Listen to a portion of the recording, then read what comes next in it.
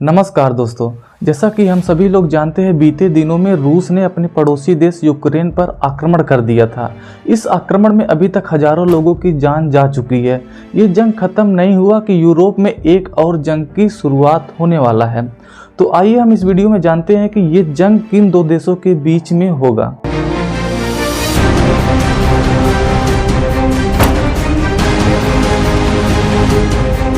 दोस्तों, ये जंग सर्बिया और कोसोवो के बीच होने वाला है। इस जंग को जानने से पहले इसके इतिहास के बारे में जान लेते हैं। जिस प्रकार 26 दिसंबर 1991 में सोवियत संघ 15 देशों में टूट गया था, उसी प्रकार यूरोप में पहले एक देश हुआ करता था। उस देश का नाम यूगोस्लाविया था।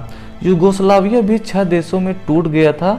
वो 6 देश हैं Bosnia Herzegovina, Croatia, Macedonia, Montenegro, Serbia और स्लोवेनिया। 1991 और 1992 के बीच 4 देश यूगोस्लाविया से अपनी आज़ादी का ऐलान कर दिए थे। इनमें सर्बिया और मॉन्टेनेग्रो ने भी संयुक्त रूप से आज़ादी का ऐलान कर दिया था। हालांकि अलग होने की शुरुआत मॉन्टेनेग्रो ने किया था।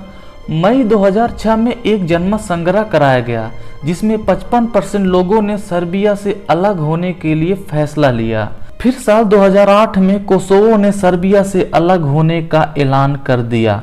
उस समय सर्बिया के साथ रूस भी कोसोवो का विरोध किया था। हालांकि 100 से ज्यादा देश कोसोवो को मान्यता दे चुके हैं। उत्तर पूर्व में कोसोवो की सीमा सर्बिया से लगती है और उत्तर पूर्व की सीमा पर लगभग 5000 से अधिक सर्बियाई लोग रहते हैं। ये लोग अभी भी सर्बियाई अधिकारियों के द्वारा जारी नंबर प्लेट लाइसेंस का प्रयोग करते हैं। ये लोग कोसोवो के द्वारा जारी नंबर प्लेट लाइसेंस का प्रयोग नहीं करते हैं और ये लोग कोसोवो के द्वारा बनाया गया नियम को नहीं मानते हैं। इसलिए कोसोवो की सरकार ने 1 अगस्त से सीमा नियमों को लागू करना चाहती थी। तो सर्बिया ने भी एक नियम बना दिया कि जो लोग कोसोवो में रह रहे हैं और सर्बियाई पहचान पत्र को लेकर सर्बिया में आ रहे हैं, अब वो लोग नहीं आ सकते। अगर उन्हें सर्बिया में आना है तो उन्हें अपने पास एक शॉर्ट टर्म डॉक्यूमेंट्स रखना पड़ेगा। लेकिन कोसोवो में रह रहे सर्बियाई लोगों को यह नियम मंजूर नहीं है, इसलिए ये लोग कोसोवो में प्रदर्शन कर रहे हैं।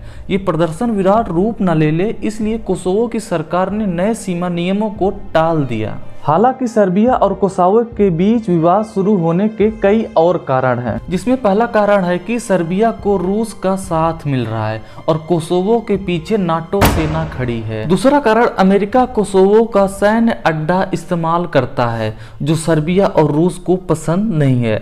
इसी राजनीति की वजह से कोसोवो के प्रधानमंत्री अल्बिन कुर्ती ने जंग छिड़ने की बात कही है। मतलब रूस और यूक्रेन के बाद यूरोप में एक और जंग की आशंका है। इस राजनीतिक को समझने के लिए एक बार और मैप की ओर चलते हैं। बीते दिनों में कोसोवो और बोस्निया हर्जगोविना ने नाटो के सदस्य बनने के लिए इच्छा जताए थे। अगर कोसोवो और बोस्निया हर्जगोविना को नाटो की सदस्यता मिल जाती है तो इस एरिया में केवल सर्बिया ही बचेगा जो नाटो का सदस्य नहीं है। इसका मतलब सर्बिया की सीमा चारों तरफ नाटो देश से घिर जाएगी। यही सर्बिया की सबसे बड़ी परेशानी है। इसी समस्या से बचने के लिए रूस ने यूक्रेन पर हमला कर दिया था।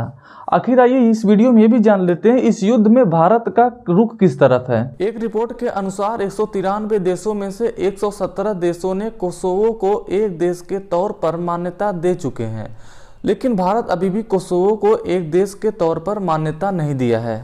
फिलहाल देखा जाए, सर्बिया और कोसोवो की लड़ाई एक राजनीतिक लड़ाई है।